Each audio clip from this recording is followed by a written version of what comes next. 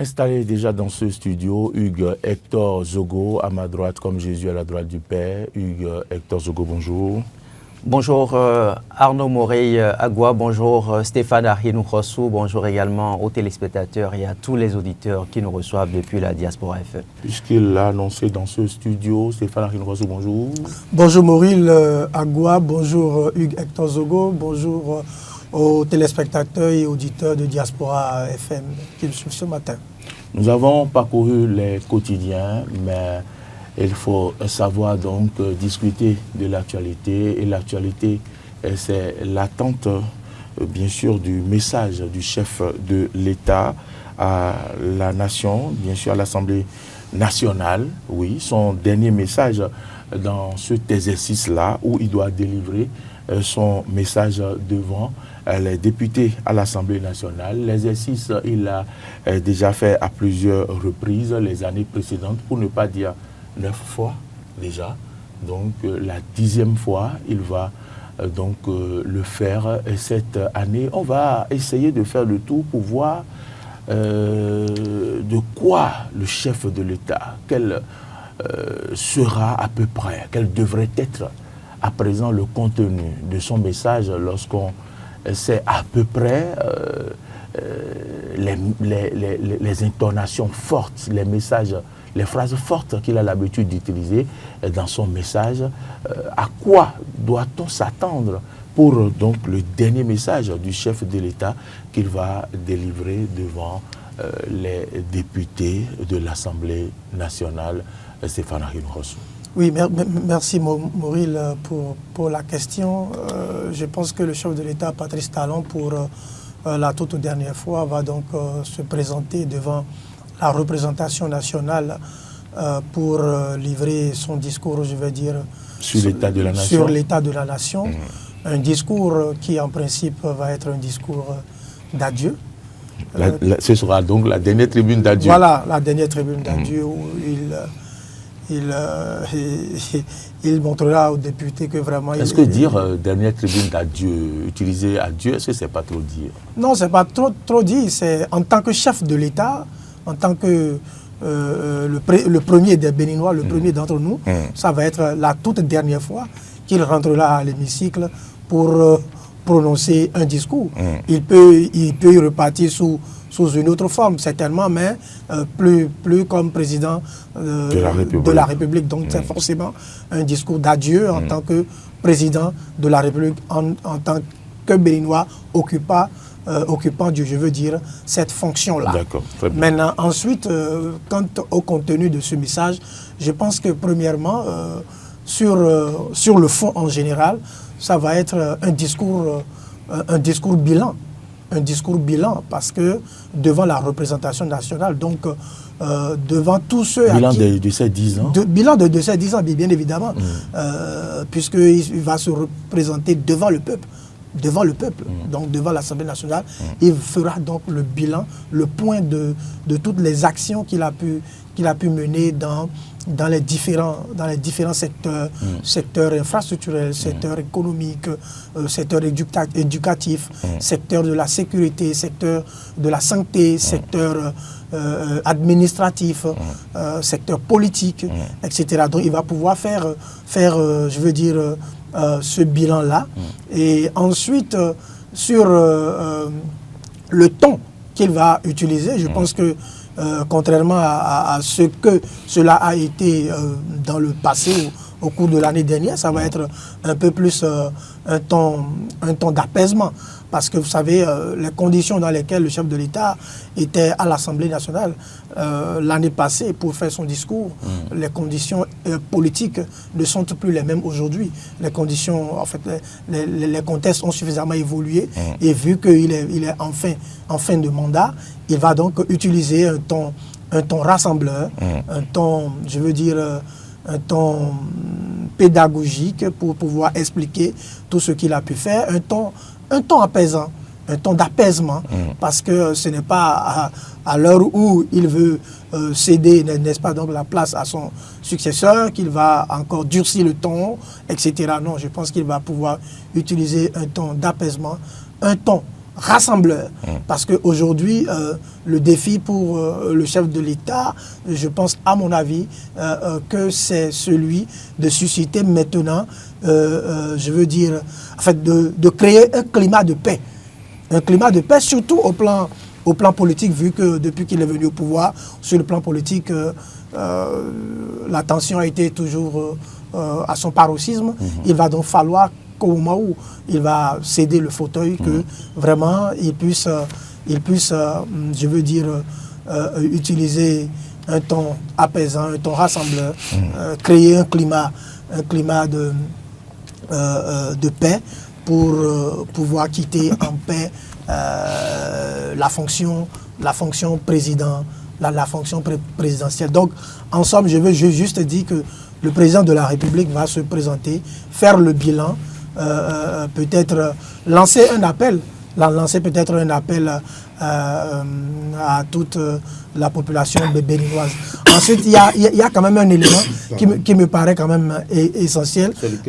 C'est par rapport à la révision de la Constitution qu'il a déjà promulguée. Je pense qu'il pourra quand même revenir également sur ça en face des députés, peut-être pour dire ces points de satisfaction ou d'insatisfaction. C'est également un moment pour lui d'échanger aussi avec les députés qui l'ont accompagné durant tout son mandat. Il faut dire que le chef de l'État a quand même eu la majorité, une forte majorité présidentielle à l'Assemblée nationale durant tout son parcours. Donc ça va être également un moment pour lui de faire le point avec les députés à l'Assemblée nationale et donc de voir ce qui a pu être fait avec ces députés-là et faire des projections quant à l'avenir. Donc voilà un peu ce que je peux dire pour planter le décor avant peut-être qu'on ne revienne, si vous le souhaitez bien, sur le contenu et le bilan du chef de l'État. D'accord. En attendant de revenir sur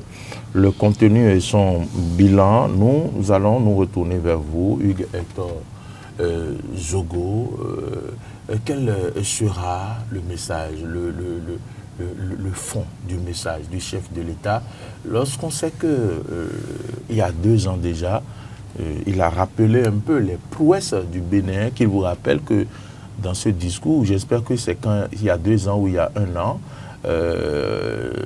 il a rappelé que le Bénin, premier, vous vous en souvenez? Oui, en 2024, je crois. En 2024, voilà, il a rappelé qu'on a été premier dans plusieurs domaines, mais également, c'est à cette occasion qu'il a tenu une phrase très forte.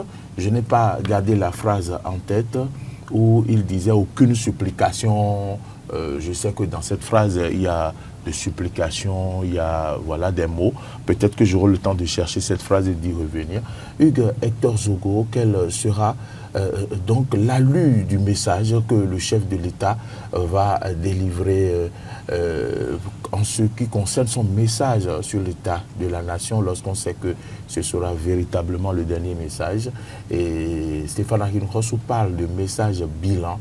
Est-ce que vous pensez que ce sera véritablement un message bilan ou un message à l'exhortation des députés, du peuple à mieux faire les choses, un message de projection sur le futur peut-être?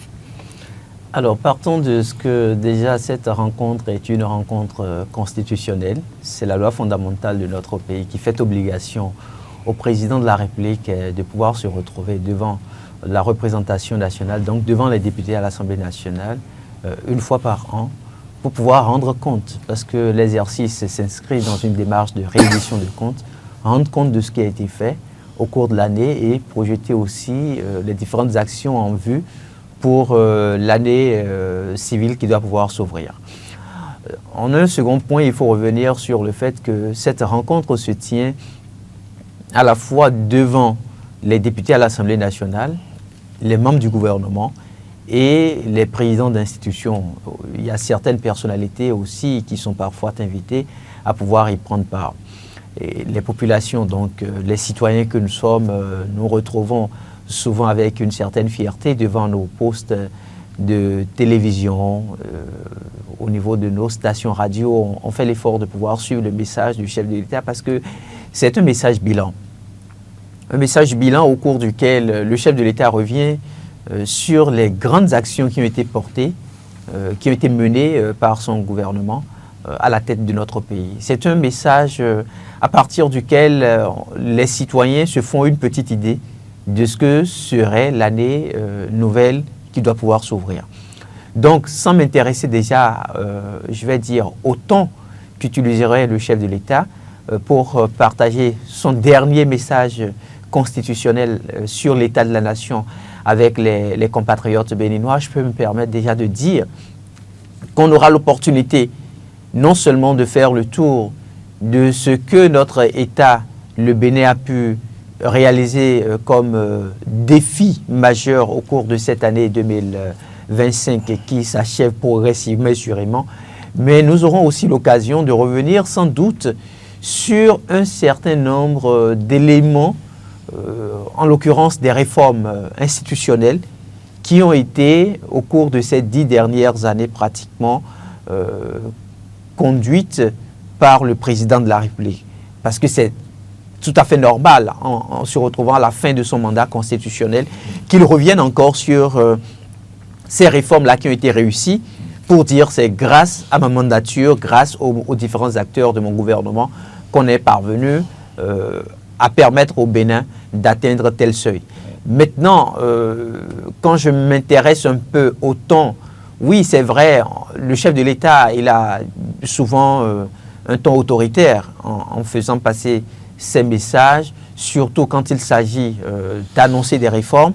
Mais là, nous ne sommes plus à une période où il a encore la baguette magique en main, parce qu'il est en fin de mandat constitutionnel, donc il doit pouvoir céder son fauteuil présidentiel à un autre compatriote béninois. Tout ce qui doit se faire, je m'en excuse, tout ce qui doit se faire les prochains mois, dès qu'il aurait fini son mandat constitutionnel, ça doit pouvoir se faire avec une nouvelle équipe. Une nouvelle équipe, donc à partir de ce moment-là, il n'y aura pas un temps aussi durcissant. Par contre, ce qu'on peut espérer du chef de l'État, c'est qu'il puisse redéfinir un peu l'orientation que notre pays doit pouvoir vivre pour les 30 prochaines années, par exemple. Vous savez qu'il y a... Donc, il sera dans une projection, selon vous. Il sera dans une projection. Et cette projection, je pense quand même que l'arsenal a été déjà mis en place. Hein. On a par exemple la vision 2060, oui, qui a été quand même élaborée et donc adoptée par les députés à l'Assemblée nationale comme test de loi pour donner quand même une certaine orientation de développement à notre pays. Donc à partir de ce moment-là, je pense que le chef de l'État va revenir de manière subtile sur ces éléments-là pour nous rappeler qu'en réalité, il est en train de partir, mais tout en partant, il a déjà laissé une ligne directive que les prochaines équipes pourront suivre. Donc ça va être un message d'exhortation. Et nous avions connu tout récemment un incident qui aurait pu faire basculer les institutions de notre République. Et à partir de ce moment-là, il y a un peu de tension, comme on se permet de le dire. Il va sans doute lancer un autre message, c'est le message d'apaisement. Rassurer toutes les personnes qui ne sont pas sur le territoire béninois que le Bénin se porte très bien, que les institutions de la République du Bénin se portent très bien et par conséquent que le peuple béninois vit mieux. Et donc, ce qui va mieux l'exprimer pour que ceux qui sont à l'extérieur ne se sentent pas sous une certaine pression, ne se retrouvent pas dubitatifs par rapport au choix de la destination Bénin, par exemple, c'est que les Béninois même puissent prendre la parole. Et donc, il va sans aucun doute les inviter davantage à l'esprit d'unité nationale. Il va sans doute nous inviter à mettre l'intérêt supérieur au-dessus de nos intérêts personnels. Donc, je trouve que ça va être un peu plus un message diplomatique, histoire de permettre au prochain chef d'État qui sera élu de ne pas se retrouver dès les premières semaines avec un tas de problèmes à gérer, un tas de problèmes. Peut-être le prochain chef de l'État qui sera élu sera aussi dans l'hémicycle, peut-être.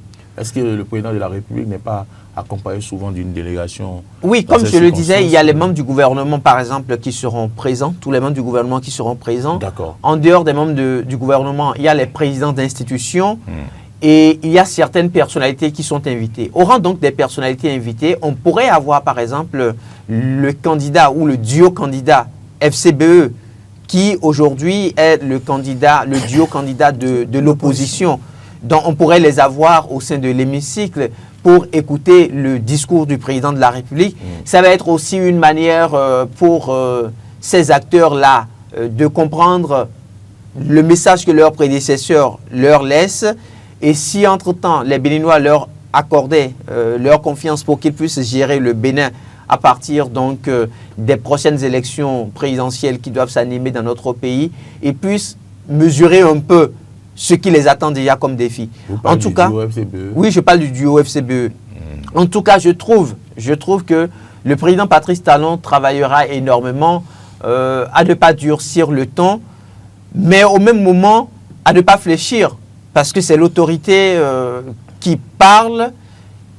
On a pu atteindre un seuil aujourd'hui en ce qui concerne, je vais dire, l'autorité qu'incarne le président de la République, dont on ne va plus redescendre dans nos travers, dans nos bassesses, pour dire oui, le chef de l'État est en train de supplier. Non, le chef de l'État ne va pas supplier son peuple, il va juste présenter ce qui est, mais au même moment inviter les Béninois à pouvoir prendre leurs responsabilités. Voulez-vous dire que le chef de l'État, à un moment donné, dans son message, pourrait donc dire un mot d'excuse, s'adresser au peuple pour des choses qu'il a eu peut-être à faire, qui n'ont pas plu aux gens, mais qui ont contribué quand même à relever notre pays? Oui, vous savez, Patrice Talon, c'est un leader. Le leader, c'est celui qui draine vers. Le leader peut parfois vous emmener à un idéal sans que vous-même vous n'y adhérez. Le leader peut parfois faire du forcing tout en se disant c'est pour son bien. Prenez par exemple le... Dans cette démarche, il y a des contents, il y a des mécontents. Exactement. Prenez Va-t-il s'adresser aux mécontents aussi demain? Il s'adresse au peuple béninois tout entier. Prenez le cas par exemple du médecin. Dès que vous allez à l'hôpital, le médecin sait qu'en vous piquant, vous avez mal. Un peu. Et pourtant, il vous pique pour votre bien parce qu'il connaît la finalité. Il sait que avant que vous ne soyez rétabli, il faut que vous puissiez passer par cette douleur-là. Et donc, le président Patrice Talon, je le prends comme le médecin à qui notre pays a confié sa destinée depuis 2016. Oui. Et donc, lui, en tant que leader, il a le choix entre assumer sa mission pleinement ou démissionner. C'est François Fanon qui dit que chaque génération doit, dans une relative opacité, découvrir sa mission, la remplir ou la trahir. Donc, président de la République, vous avez le choix entre assumer pleinement votre mission, tout en étant peut-être impopulaire, ou vous retrouver dans une certaine euphorie, bénéficier donc des applaudissements à tout va, tout en sachant que vous n'êtes pas en train de réussir votre mission. Et c'est à la fin que vous vous rendez compte que vous aviez trahi la République.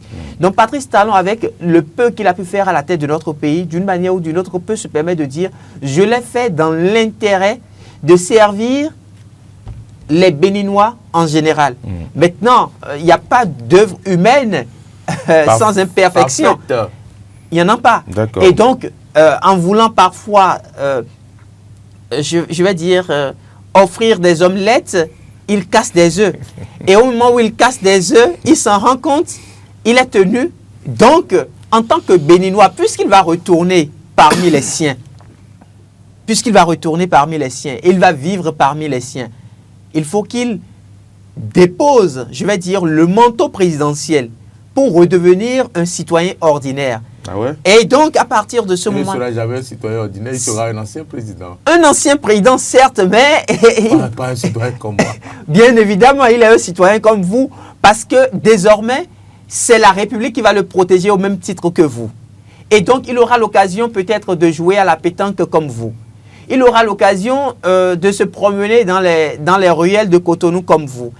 Et à partir de ce moment-là, il se dit, bon, la République m'a confié une mission, je suis arrivé à la fin de la mission, mais c'est sûr qu'en exécutant ma mission, j'ai dû poser un certain nombre d'actes qui n'ont pas été bien cernés, j'ai dû faire des mécontents, mais je viens pour présenter mes excuses. Je présente mes excuses non pas parce que je suis en faute, mais parce que je considère que dans l'exercice de la charge qui m'a été confiée, il y a des choses que j'ai dû faire, que j'aurais dû faire autrement. Avec du recul, j'ai pu le comprendre.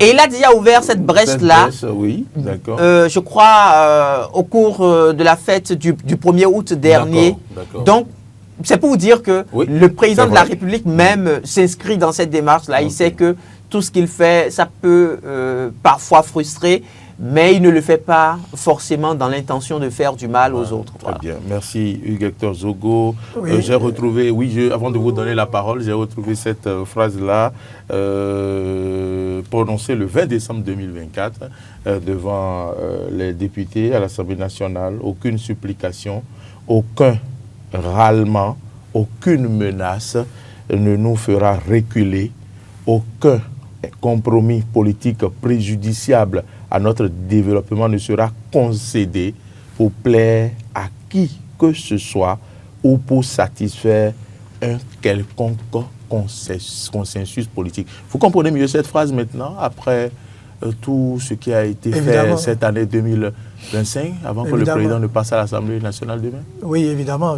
C'est pourquoi je disais dans mon propos introductif que le contexte politique dans lequel le chef de l'État avait livré ce discours un peu durcissant, un peu, j'allais dire à la limite acerbe, le contexte a quand même évolué.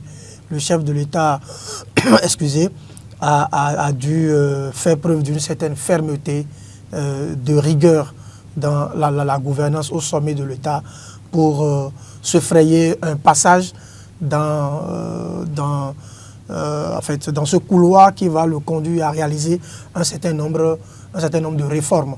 Et je pense qu'il y est finalement arrivé malgré les critiques, les remous, les insatisfactions, peut-être les insuffisances également.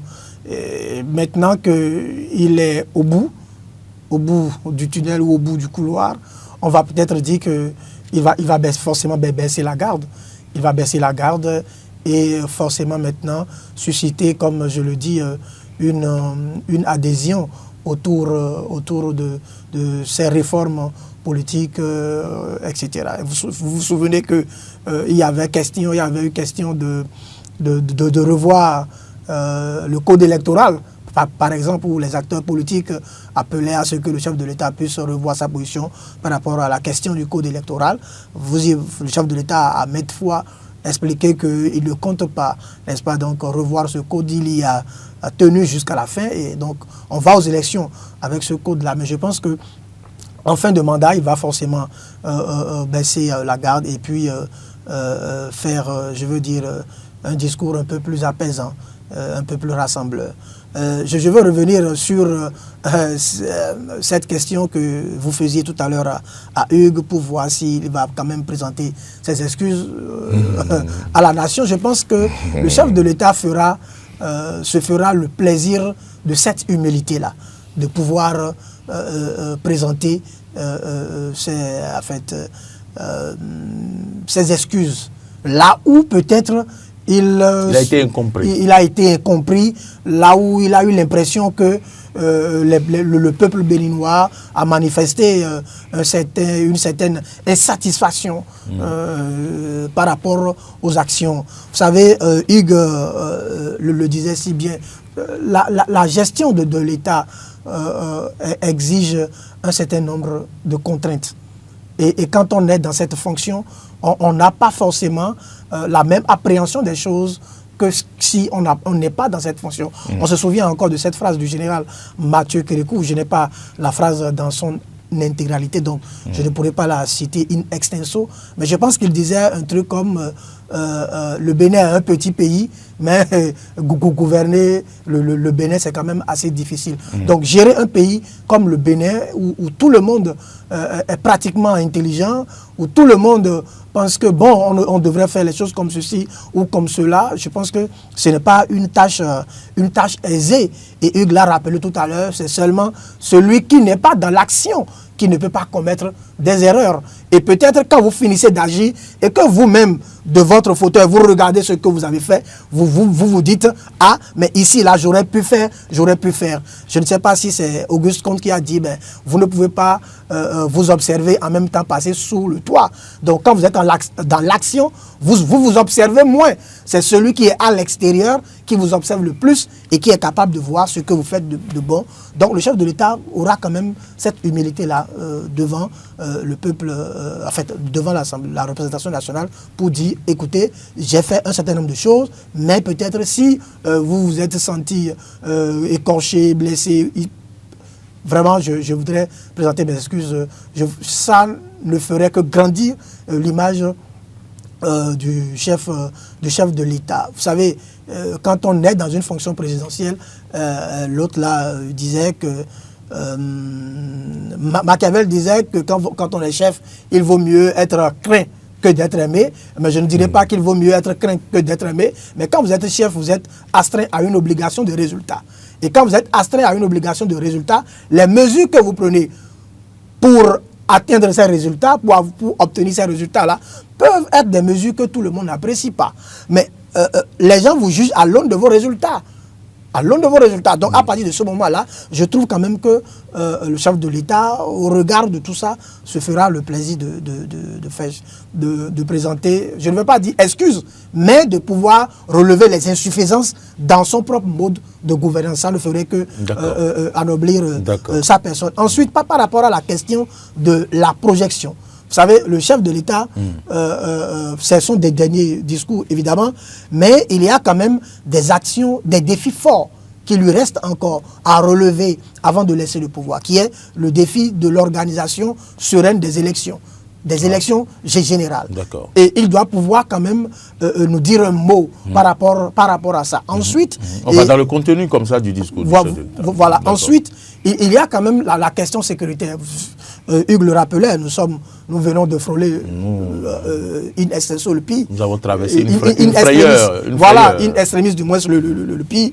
Et donc, le chef de l'État ne doit pas baisser la garde. Le chef de l'État, en tant que chef suprême des armées, ne doit pas baisser la garde. Donc, la question sécuritaire doit être considérée comme telle. Et donc, il doit pouvoir quand même nous dire un mot avant de laisser. Parce que, mais aussi la question sécuritaire, dans quel style oui, dans un style rassurant.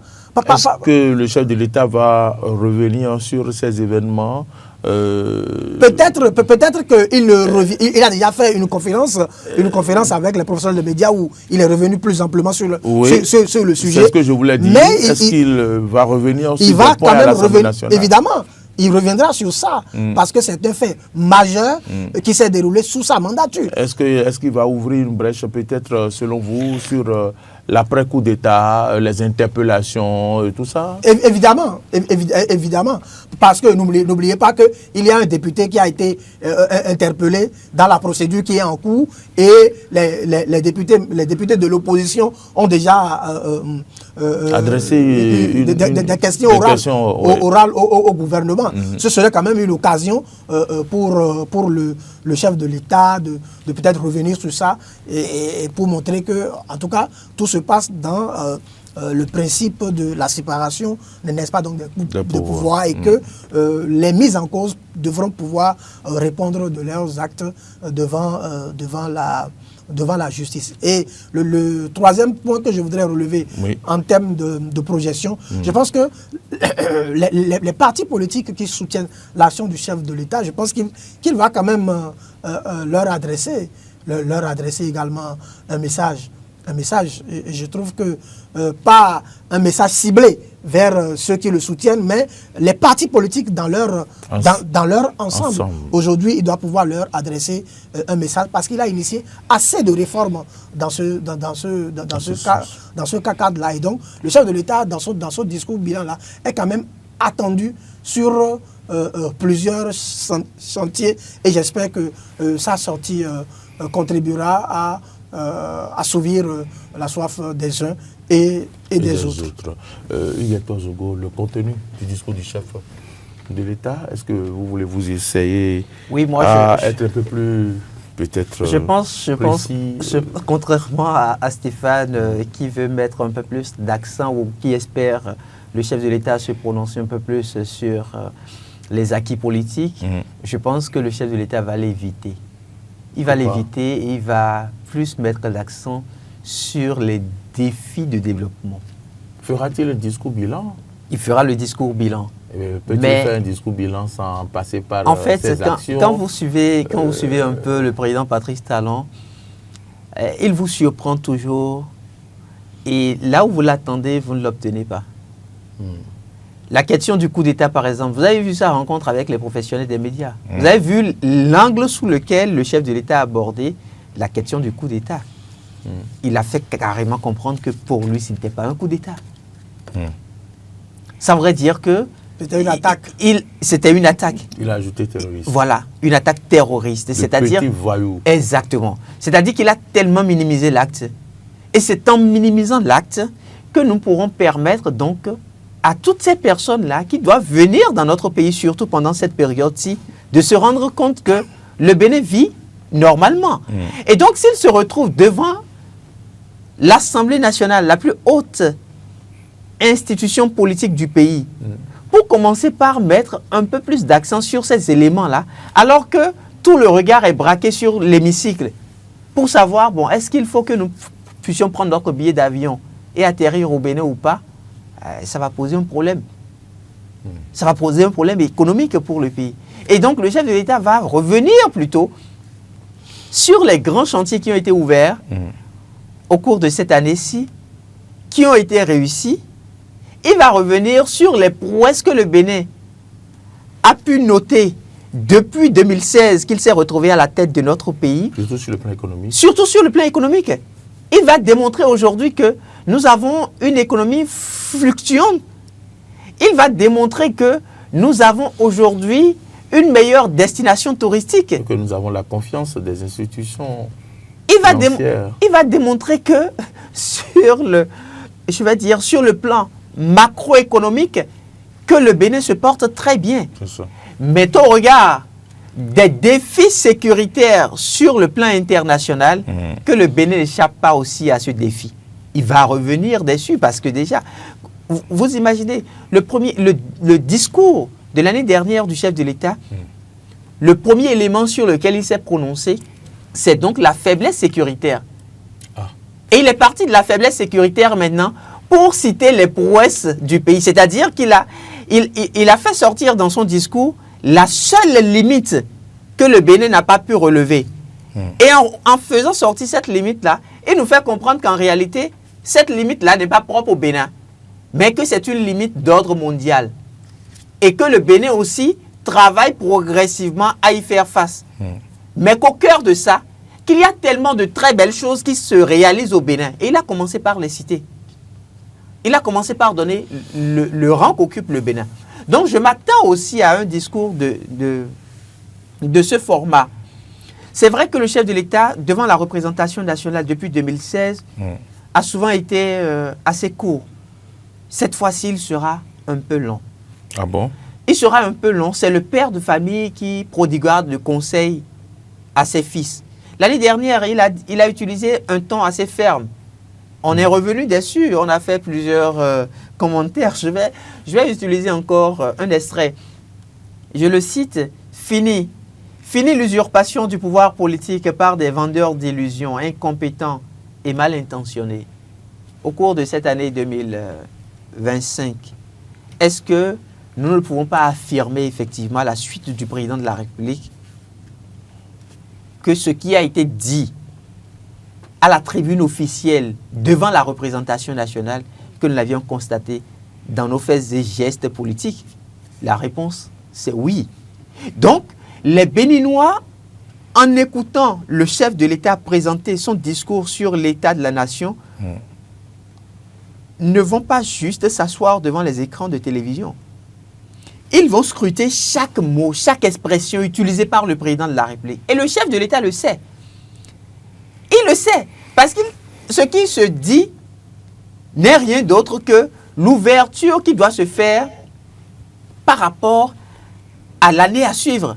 Et donc les Béninois se disent, bon, dès 2026 par exemple, à quoi assisterons-nous? Patrice Talon a son dauphin. Même si on a un candidat duo de l'opposition, Patrice Talon a son dauphin. Forcément, il va dire des choses avec son dauphin. Il va vouloir que son dauphin puisse porter un certain nombre de réformes que peut-être lui n'a pas pu réussir. Et donc, le message de demain qu'il partagera sur l'état de la nation, ce message-là aussi nous permettra de dévoiler une première partie du visage du candidat président Wadahi Romuald. À partir de 2026. À partir de 2026. Donc, ce que sera 2026, les derniers mots de Patrice Talon vont le retracer. Est-ce que nous allons nous retrouver, par exemple, avec un chef d'État autoritaire?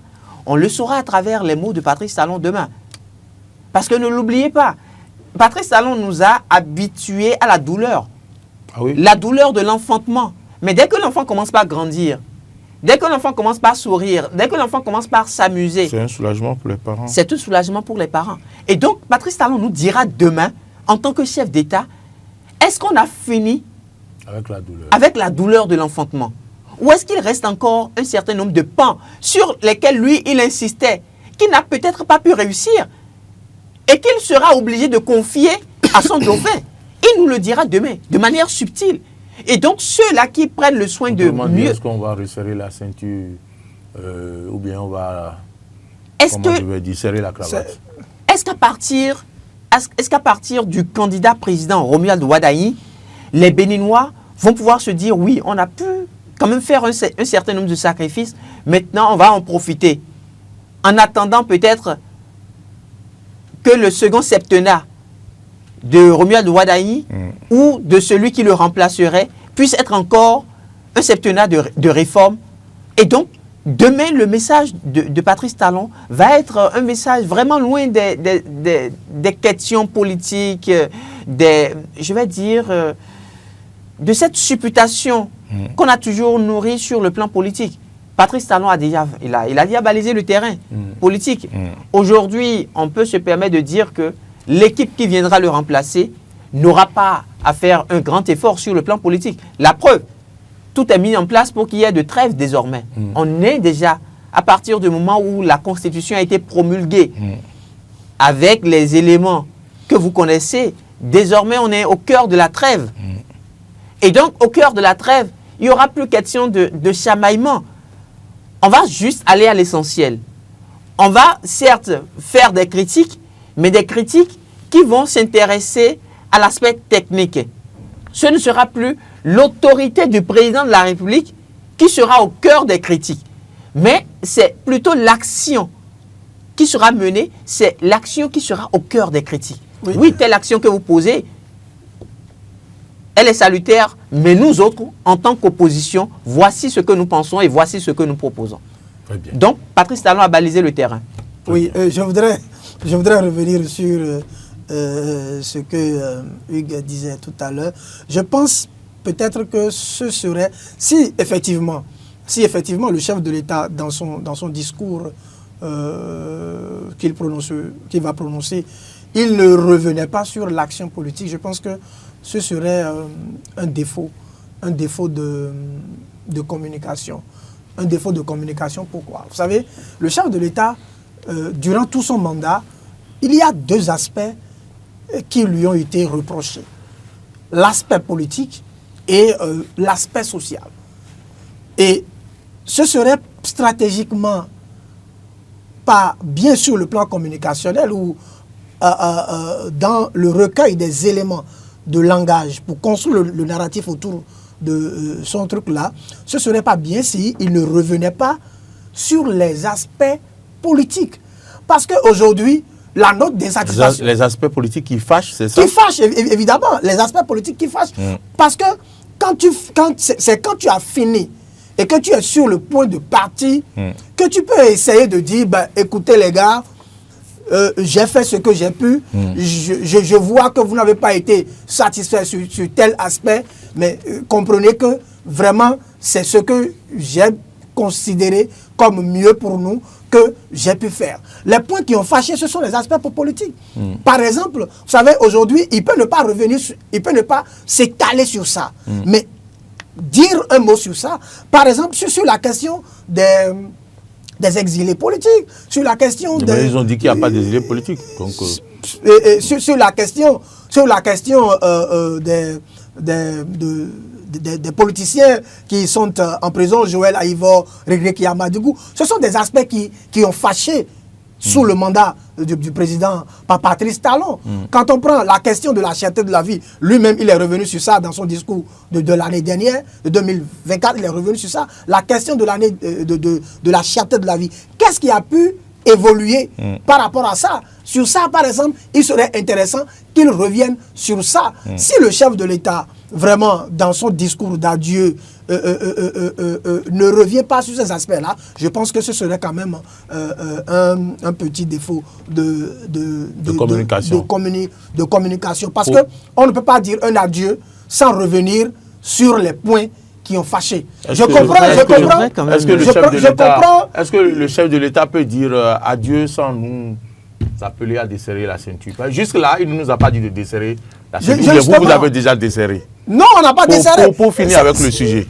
Non, je voudrais quand même revenir sur un élément important. Vous aviez évoqué deux noms très, très forts, deux grands noms. Vous avez parlé du professeur Joël Aïvo. Vous avez parlé de Régré Yamadougou. Vous savez, quand on était dans la démarche d'institutionnaliser le Sénat, moi, la première idée qui m'était venue à l'esprit, c'est enfin des protagonistes pourront s'asseoir au cœur d'une institution républicaine et discuter, s'entendre au point où l'on puisse libérer ces deux compatriotes-là. C'est en fait pour moi, c'est la réponse que je trouvais valable pour l'instauration du Sénat dans notre pays. Parce que je me suis dit, oui, des questions politiques, c'est vrai, c'est des intérêts politiques. On ne peut pas aujourd'hui ne pas lier, je vais dire, des sujets politiques à l'arrestation ou à la détention de ces deux personnalités de notre pays, même si la justice a pu quand même trouver des mobiles pour qu'ils soient aujourd'hui là où ils sont. Mais c'est d'une manière ou d'une autre des compatriotes qui ont occupé de hauts rangs, de hautes fonctions dans notre pays et qui auraient pu être davantage utiles à la République, pas là où ils sont actuellement. Et donc, si à un moment donné, le Sénat a été la formule trouvée pour que désormais, tout ce qui concerne les problèmes des Béninois, des sages puissent se voir ensemble, discuter, et que les clauses de départ qui ont été partagées dans le feu de l'action ne soient pas brisées. Parce qu'en réalité, si vous faites beaucoup attention, vous allez comprendre que Régré Yamadougou et puis le professeur Joël Aïvo souffrent de ça. Vous voyez Boni Yahi et puis Patrice Talon qui se rencontrent, qui discutent pour dire oui, nous allons travailler à leur libération. Mais dans le feu de l'action, il y a un qui pose un autre acte qui vient bouleverser, en fait, peut-être ce sur quoi ils se sont entendus au départ. Et donc, la seconde partie durcit le temps pour dire, bon, si tu dois continuer de cette manière-là, ok, ils n'ont qu'à rester là où ils sont. Et donc, aujourd'hui, on se dit, oui, à partir du Sénat, cette tension-là, qui a toujours régné entre deux leaders politiques, c'est-à-dire Boni Yahi et puis Patrice Talon, cette tension-là pourra se calmer. D'ailleurs, Patrice Talon... Il faut que les deux siègent d'abord.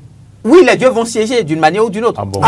Nous n'oublions pas que le président Boni Yahi n'a pas encore... On va l'appeler à la raison. N'a pas encore marqué. Mais pour l'amener à la raison... Non, il y a un élément. Pour l'amener à la raison, il va falloir, n'est-ce pas, donc, que le chef de l'État puisse mettre en place un dispositif de dialogue pour susciter une adhésion autour, n'est-ce pas, donc, de cette réforme-là. S'il n'y a pas cette adhésion, et que l'ancien président Boigny n'intégrait pas ce Sénat-là, voyez-vous, ce que Hugues, le souhait de Hugues va être difficile à être réalisé. Écoutez, Hugues. vous connaissez mal Patrice Talon. Vous connaissez mal Patrice Talon.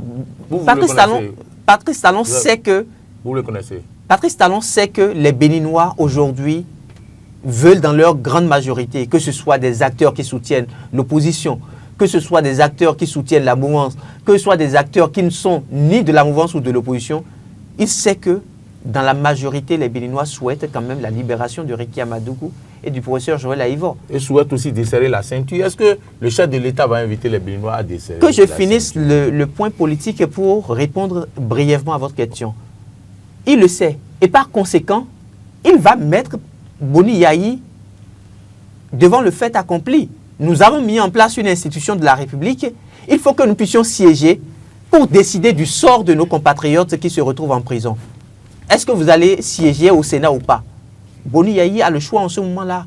Il aura le dos au mur. Il va mettre le peuple au dos s'il refusait de siéger. Encore que Boni Yahi n'est pas au-dessus de la République du Bénin. C'est un citoyen du Bénin. Et donc, d'une manière ou d'une autre, il a déjà toujours montré. Il sait s'effacer pour que le Bénin existe. Donc, pour ça, il le fera.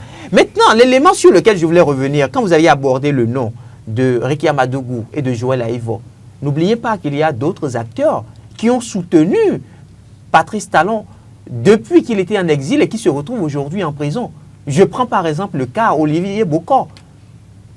Mais on ne le dit pas souvent assez. Mais ceux qui ont été les premiers acteurs à mettre en difficulté la gouvernance de Patrice Talon, contrairement à ce que beaucoup pensent, ce n'est pas les acteurs de l'opposition. C'est plutôt ceux-là qui se sont retrouvés à travailler avec Patrice Talon. Ce sont eux qui se sont retrouvés de tout temps à faire exploser le système de l'intérieur. Depuis que Olivier Bokor, par exemple, a été mis en arrêt, est-ce que vous aviez encore eu la chance d'avoir un directeur général passer devant la BEF, par exemple? C'est juste un constat que je fais. C'est-à-dire qu'à un moment donné, les gens se sont retrouvés à travailler avec Patrice Talon, mais étaient contre le système Patrice Talon. Les gens étaient avec Patrice Talon, mais mettaient en difficulté les cadres qui travaillaient à la tête de l'administration pour permettre à ce que le Bénin puisse avoir un résultat sous Patrice Talon. Je vous ai donné juste un exemple. Le cas des cadres. Dites-moi quel cadre, depuis que Olivier Bokor a été mis aux arrêts, quel cadre vous connaissez encore et qui s'est retrouvé devant la BEF pour dire qu'il veut... Qu'est-ce que vous voulez insinuer par là? Oui, je dis clairement... C'est lui qui demande au cadre mais écoutez, des sous les différents cadres... Pour se retrouver devant non, mais écoutez, les différents cadres qui se retrouvent à servir notre pays, ils servent qui? Ils ne servent pas Patrice Talon. Ils servent la République. Ils sont pleins à passer devant la BEF et qui n'ont pas été inculpés. C'est pour vous dire qu'à un moment donné, de l'intérieur même, de l'intérieur du système, les gens étaient là, applaudissaient Patrice Talon, mais ne lui faisaient aucun bien. Est-ce que vous allez répondre à ma dernière question? La dernière question... Clôture, voilà cette rubrique. La dernière question, je crois quand même que je vous ai donné la réponse tout à l'heure. Non. La réponse est ceci. Bon, peut-être que je n'étais pas dans le pays. Est-ce qu'à un moment donné, oui, le chef de l'État, je me rappelle qu'il a dit de serrer la ceinture. Ouais. Mais, jusqu'à cette date, je ne me rappelle plus, sauf si j'étais hors du territoire, s'il a demandé de desserrer la ceinture. Oui. Est-ce qu'en temps il a demandé de desserrer la ceinture? Il n'est pas tenu de le faire lui-même, mais il peut vous envoyer un messager. Le messager aujourd'hui, c'est le candidat président Romuald Ouaddahi, qui a déjà demandé aux jeunes de ne pas avoir peur, qui a demandé aux jeunes de comprendre qu'à partir de sa mandature, il y aura tellement d'opportunités sur lesquelles ils pourront surfer pour réussir leur vie. C'est pour vous dire autrement quoi. La douleur de l'enfantement à laquelle je faisais référence tout à l'heure, cette douleur-là prend fin avec Patrice Talon. Donc le président n'a pas besoin de dire demain de desserrer la Le président Patrice Talon n'a pas besoin de le dire. Ça aurait été intéressant qu'il le dise à la fin de son discours. La douleur que nous avions ressentie, vous et moi, en 2016, en 2017, en 2018, est-ce que c'était cette même douleur-là que nous ressentons aujourd'hui? Non. Parce que nous étions dans un système qui nous habituait à la limite à un peu plus de facilité. Si on avait droit à 50 000 francs, on nous donnait les 50 000 francs, mais au lendemain, on gagnait peut-être 200 000 francs et on était fiers. Dès qu'on gagnait les 200 000 francs, on prenait ça et on s'amusait avec. Mais aujourd'hui, avec les 50 000 francs, quand nous les gagnons, nous dépensons ces 50 000 francs avec une certaine fierté. Avant qu'on ne dépense 5 francs, on mesure le poids de l'action à poser. On se demande, est-ce que c'est opportun de dépenser les 5 francs là? Non, et à partir de cette... Moi, je pense que...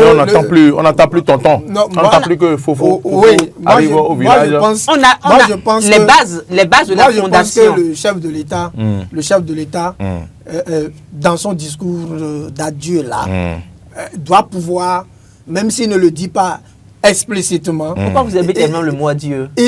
Demander. Oui. Il doit pouvoir dire aux Béninois qu'ils ont serré la ceinture pendant 10 ans. Oui. Mais maintenant, là, il est temps qu'ils desserrent la ceinture. Parce qu'on ne peut pas avoir serré la ceinture pendant 10 ans et ne pas avoir la garantie qu'on veut les desserrer alors que le chef de l'État veut voilà. Quand vous regardez votre morphologie, le pouvoir. Donc il faut que de façon claire le chef de l'État dise demain. Avec moi, vous avez serré la ceinture. Desserrez maintenant. Je suis en train de partir. Vous pouvez desserrer maintenant. Le dire de cette manière-là, c'est mettre le prochain chef d'État en difficulté. Comment? Non. C'est le chef de l'État qui va venir, qui nous a serré la ceinture, qui nous a demandé de serrer la ceinture. Puisque vous étiez en train de dire de façon métaphorique que le chef de l'État, avec le chef d'État Patrice Talon, c'était la douleur de l'enfantement. Oui. Maintenant, l'enfant est né. Sous le prochain président, on ne nous parlera plus de douleur d'enfantement. On peut tomber encore enceinte. Non, on ne tombera plus enceinte. Il y a le planning. Il y a le planning. Le planning familial. Oui. En 2016, on fera un planning gouvernemental. D'accord. Pour ne plus avoir des douleurs de l'enfantement. En 2016, vous n'étiez pas avec une si belle cravate. Que voulez-vous dire?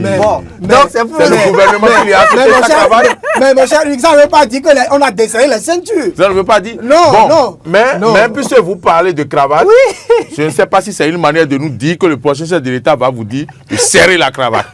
Donc celle-ci me sert déjà assez trop. Mesdames, Messieurs, c'est sur cette note que nous clôturons cette deuxième rubrique d'ailleurs, l'analyse et les commentaires.